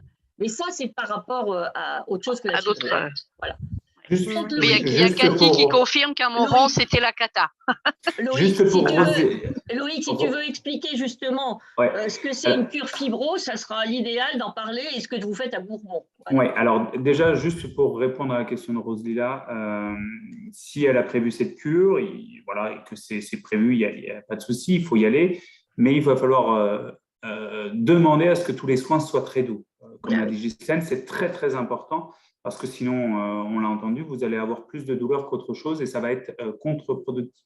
Donc, ça n'empêche pas qu'une cure peut être, même si elle n'a pas un programme spécifique, mais il faut avoir la connaissance de comment l'utiliser, cette cure. C'est aussi ce qu'on va apprendre dans les cures spécifiques, c'est qu'on va adapter en permanence les soins pour vous, le rythme de soins, les soins pour les faire plus doux, pour les faire, la douche au jet, c'est une douche baveuse que l'on va faire dans un premier temps. Les bains vont être adaptés. On va vraiment tout adapter pour que ça soit le plus supportable pour vous. Il y a surtout toute une équipe aussi à côté qui va vous suivre, qui va pouvoir adapter un soin qui ne convient pas, c'est-à-dire si un soin ne va pas, eh bien, on va tout de suite voir avec le médecin traitant. On ne va pas attendre le deuxième rendez-vous, le troisième rendez-vous pour changer les soins. On va le faire régulièrement. Donc, c'est vraiment cette partie-là de balnéothérapie qui est très importante parce que ça va être la porte d'entrée au soulagement. Alors peut-être réveiller quelques douleurs au début, mais après à soulager ou à détendre la personne. Et ensuite, on va pouvoir aussi travailler sur d'autres choses. Et c'est pour ça qu'il y a plein d'ateliers qui sont mis en place en dehors de la cure thermale, un programme d'accompagnement où, alors j'avais vu la question, est-ce qu'on en fait en séjour spécifique à Bourbon-Lancy? Oui, on fait de la cohérence cardiaque en séjour spécifique. On va dans un centre de balnéo qui est à côté, qui est notre centre spa qui est à côté, mais avec des consignes pour utiliser des jets. Vous avez un col de cygne qui vous tombe sur la nuque, ça peut être super, hein, mais ça va plus vous faire de mal que de bien. Donc, il faut savoir utiliser ces jets. Et donc, si j'ai un conseil à vous donner dans votre cure, c'est surtout, allez-y doucement, demandez à toutes les agents de soins de faire avec moins de pression, avec moins fort, le moins fort possible. Vous augmenterez au fur et à mesure des jours si vous en sentez capable. Mais c'est déjà un premier conseil. Après, pour vos douleurs au niveau du cou, vous avez raison. Et souvent, quand on est fibro, je vous le disais, on est contracté. Et quand on est contracté, on rentre la tête dans les épaules et c'est très, très douloureux. Alors, il peut y avoir un problème physique, mais ça peut être aussi lié au stress. Donc, l'utilisation du magnésium peut être intéressant. Je rappelle que quand on contracte les masses musculaires, eh bien, on fait sortir le magnésium des cellules musculaires et donc, on manque de magnésium. Donc, le magnésium peut être aussi quelque chose d'intéressant. La chaleur, je vous conseille d'utiliser la chaleur et quand j'entends que vous allez en balnéo, j'espère que l'eau sera assez chaude parce qu'il faut que l'eau soit chaude, sinon vous allez de nouveau vous contracter dans l'eau et ce n'est pas l'objectif parce que l'eau a un vrai pouvoir de vous détendre les masses musculaires à condition que l'eau est chaude. Si l'eau est froide, ça fait l'effet inverse et ce n'est pas super. Donc, il faut que l'eau soit assez chaude pour ça. Mais la balnéo, c'est une bonne technique. Et la cohérence cardiaque va vous aider au fil du temps à pouvoir vous détendre également sur un stress quotidien et donc détendre aussi toutes ces tensions musculaires qui vont s'accentuer par le stress de la vie de tous les jours, par le stress du travail. Déjà que vous avez un travail physique. Donc, en plus, si on rajoute pas mal de choses avec, ça va compliquer les choses. Donc, là, je pense que la première des choses, c'est prendre soin de vous et vraiment être attentif à ce que vous ressentez et mettre de la chaleur le soir. Aujourd'hui, on connaît, il y a des colliers de lin voilà. Si on n'est pas en phase inflammatoire, la chaleur, c'est très bon pour la détente musculaire. Donc, ça peut vous soulager aussi. Voilà. D'accord, ok. Merci beaucoup pour tous ces témoignages. Un grand merci pour votre intervention. J'espère que la cure, ça ira, là, parce que là, dans le chat, il y a des gens qui disent que c'est sûr qu'il n'y a pas de programme fibro et tout ça. Donc, alors, comme l'a dit Loïc, surtout dès le départ, tu signales que tu es fibro et que tu veux des soins doux. Et si ça te fait mal, surtout, tu le dis. Tu te laisses pas faire. Hein. Voilà. Oui, d'accord. Et puis les prochaines fois, lis ce qu'on t'envoie. D'accord. Et va sur notre site ou alors pose-nous une question. Tu téléphones ou tu écris, tu poses des questions. Voilà. Ok, d'accord. Un grand merci à vous. Merci beaucoup. Et bon courage. Et au fait, Loïc a parlé de magnésium. Est-ce que vous en prenez? Non, je ne prends pas de magnésium. Donc, vous n'écoutez rien de ce qu'on vous dit? Si, je vous écoutais justement. Le magnésium, on n'arrête pas de le dire. C'est en forte dose, en continu, toute l'année, pas de cure. Parce que le fibro ne fixe pas le magnésium, d'accord? Oui. Donc, dès que vous arrêtez d'en prendre, vous n'en avez plus. Et le livre que j'ai montré tout à l'heure du docteur Curté et de Thierry Thomas montre justement l'importance du stress dans la fibro et la gestion de ce stress, notamment par le magnésium. On manque de magnésium. Et alors, donc, dernièrement, je vous ai même renvoyé en disant que, bon, avant, on parlait de magnésium marin, que maintenant, il y avait du magnésium plus assimilable encore, c'est le biglycinate. Le magnésium, on en parle tout le temps. Donc, mais alors, il y a tellement de variétés, je veux dire, qu'est-ce qui est le mieux, qu'est-ce qui est le mieux. Il faut lire ce qui est envoyé par l'association. Voilà, Gis, elle a répondu. Tout a été envoyé, tout a été dit. Oui. J'ai pas compris, excusez-moi. Gis dit, il faut lire ce qu'on vous envoie puisqu'on a... Oui, j'essaye de lire. Oui, il y a beaucoup de mails, mais je dois manquer. Il faut préciser aussi que le traitement de base de la fibromyalgie, c'est un apport quotidien en magnésium et en vitamine D. En vitamine D. Ouais. Les médicaments, on peut dire qu'ils sont complètement inefficaces, mais magnésium et vitamine D, c'est le traitement miracle. Ça fonctionne. Ouais. Alors, dans le document que vous avez reçu sur la prise en charge de la fibro, la prise en charge multidisciplinaire, on parle du magnésium et à ce moment-là, on parlait encore de magnésium marin, de magnésium de dernière génération, magnésium marin. Là, depuis, il y a eu une évolution. Donc, dans le dernier journal que j'ai envoyé en octobre, je vous ai dit que le magnésium marin était toujours bien sûr, mais que maintenant, il y avait du biglycinate qui était mieux. Il y a quelqu'un qui parle en même temps, s'il vous plaît. Attendez, ne parlez pas en même temps, s'il vous plaît. Vous coupez votre micro. Coupez votre micro parce qu'on n'entend plus. Donc, il y avait du magnésium. C'est la dernière génération, c'est le biglycinate. Il a l'avantage d'être mieux assimilé, d'avoir moins de problèmes intestinaux avec aussi. Donc, j'en ai parlé dans le dernier journal, mais alors, il est beaucoup plus cher. Donc, ça peut poser un problème. Donc, si vous ne pouvez pas, vous le payez. À ce moment-là, on reste au magnésium marin, associé ou non à de la taurine. Et la taurine a l'avantage d'aider à fixer le magnésium. Donc, comme Gis dit, il y a magnésium, il y a vitamine D, et les deux sont complémentaires. Le magnésium aide à fixer la vitamine D, et la vitamine D aide à fixer le magnésium. Ouais, voilà. Et la vitamine C aide à fixer les deux. La vitamine C aide à fixer les deux. Voilà. On peut faire la triplette. Je voulais savoir si c'est bien toléré parce que je prends très peu de médicaments, j'ai un ulcère à l'estomac. Donc, je supporte pratiquement rien, bien sûr. Ce ne sont pas des médicaments.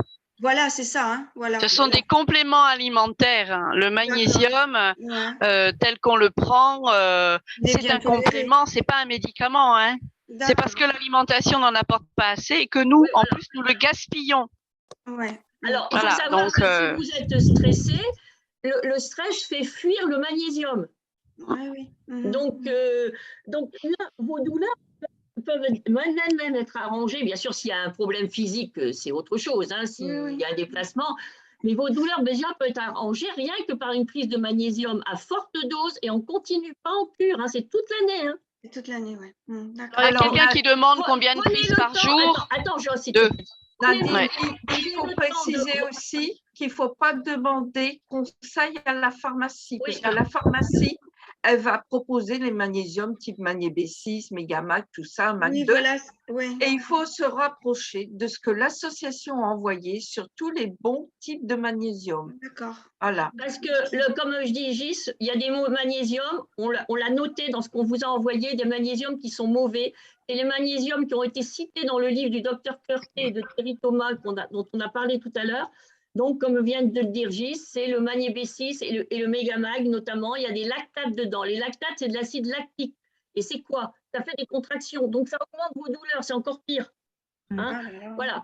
Et le Biomag et le Mag 2, c'est pareil. Hein. Oui, Biomag, Mag 2, c'est le même style. Donc, on vous explique tout ça. Donc, Rose, prenez le temps de reprendre ce qu'on vous a envoyé. S'il y a des choses que vous n'avez pas reçues, parce que beaucoup que vous n'avez pas ouvert, que vous ne le retrouvez pas.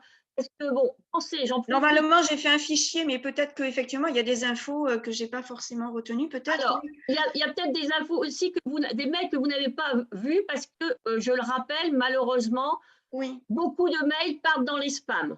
D'accord, ou courrier indésirable. Donc là, je le dis à tout le monde, vérifiez, mais tout le temps vos spams ou courriers indésirables. Parce que même entre nous, au niveau de l'assaut, nos mails internes, ils sont pourtant des mails, des adresses qui sont reconnues dans nos contacts. Hein. Ils ne devraient pas aller dans les spams. Tous les jours, j'ai des mails internes, même entre bénévoles, alors que c'est des adresses connues, qui partent dans les spams. Donc, vérifiez tout le temps vos spams, parce que malheureusement, dans le logiciel de mailing, j'ai un truc anti-spam aussi, d'accord, mais malheureusement, beaucoup de mails partent quand même dans les spams. Donc, il est possible que vous n'ayez pas reçu certaines infos parce que vous n'avez pas regardé vos spams et que c'était parti dedans. Donc, s'il y a des choses que vous dites, bah non, je ne retrouve pas, vous me dites que vous m'avez parlé de ça, mais je ne l'ai pas vu, bah, vous me dites et on va vous le renvoyer. Il n'y a pas de souci. D'accord, ok. D'accord.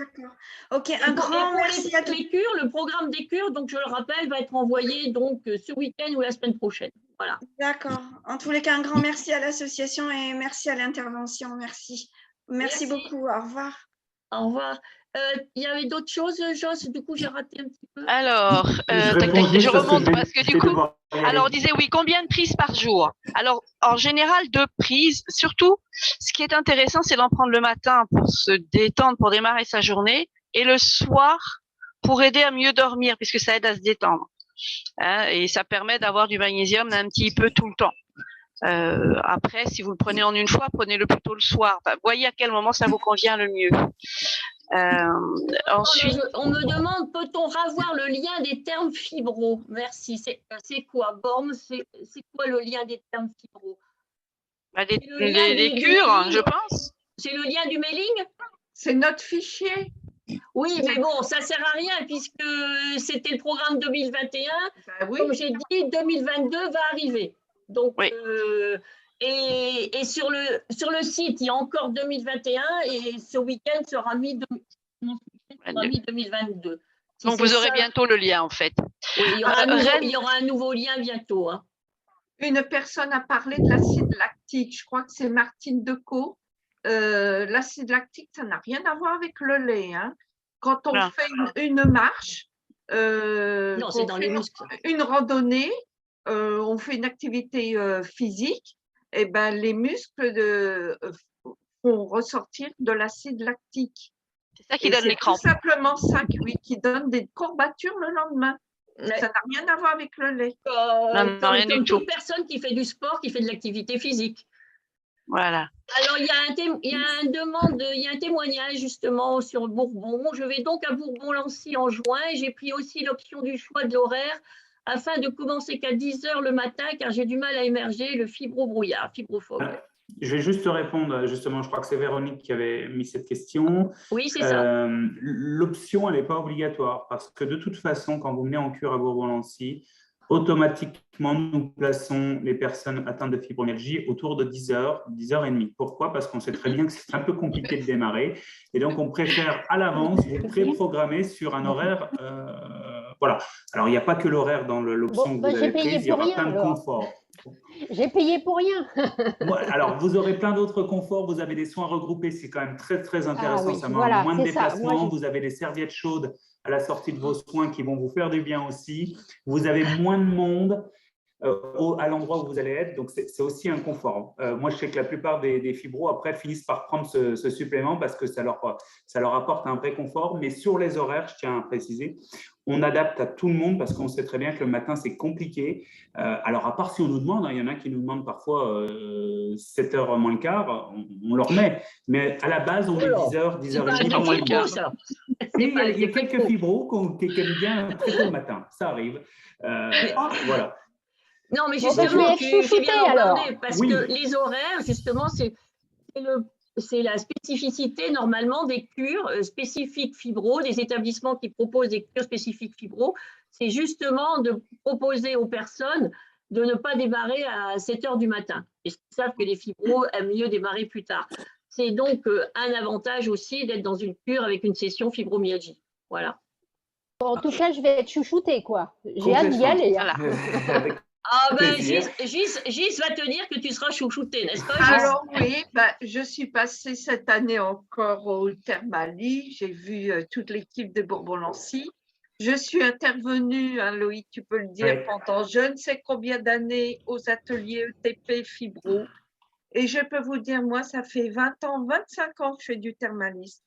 C'est la seule station que j'ai vue qui était à l'écoute de la personne. J'allais dire du patient, non, de la personne. Parce qu'on est considéré comme, pas comme des numéros. C'est pas l'usine et il y a un côté amical. Donc, on est coucouné et il y a une très, très belle ambiance. En plus, c'est une station qui est gérée par une famille, hein, donc la famille Monsus. Et franchement, il y a un esprit familial et bon, il n'y a peut-être pas tout ce qu'on voudrait parce que par rapport à la localisation, mais c'est quand même, on se sent écouté et entendu. Et il y a de la douceur, il y a de l'empathie, donc pour moi, c'est la meilleure station. Moi, je n'ai pas fait de cure, je n'ai fait que 2-3 jours quand je t'ai accompagnée dans une session TP, hein, Gis, et c'est vrai que je reconnais que c'est vraiment une ambiance chaleureuse, familiale, c'est pas du tout l'usine, c'est vraiment bien, hein, voilà. Moi, ça m'a été recommandé. Merci Nadine. Moi, ça m'a Non, mais été c'est normal, hein. recommandé. Ça m'a été recommandé par Cathy parce que moi, je voulais un endroit pas très loin de l'Île-de-France et un petit coin tranquille, sympathique. Et donc, Ah bah Cathy alors m'a là, dit, t'es bien tombé, voilà. là. T'es bien tombé. Eh ben, on aura le plaisir de se rencontrer. Moi, je vais devoir vous laisser parce que Oui. j'ai un impératif horaire, mais Oui, bien je vous sûr. remercie en tout cas Pas de souci. de m'avoir pu parler de la gestion du stress parce que c'est quelque chose qui est très important pour tout le monde, pas que pour les personnes atteintes de fibromyalgie, mais qui a un vrai plus pour les personnes atteintes de fibromyalgie. Donc, merci à vous. J'aurai l'occasion de vous recroiser peut-être dans d'autres événements parce qu'on est proche aussi de l'association et on aime bien participer aux événements que vous pouvez mettre en place. Je salue aussi celles que je connaissais, alors que ou en tout cas j'ai reconnu les noms et donc je les salue également. Et puis je vous dis à bientôt. Merci encore une fois de m'avoir laissé participer. Et merci Loïc de ton intervention et je lis les commentaires, elle a été très appréciée. Hein. Eh ben, merci beaucoup, bonne soirée à tous et bonjour à toute l'équipe à Bourbon. Avec plaisir, avec plaisir. Allez, au revoir, merci. Au revoir. Au revoir Loïc. Merci. Au revoir. Au revoir. Beaucoup, au revoir.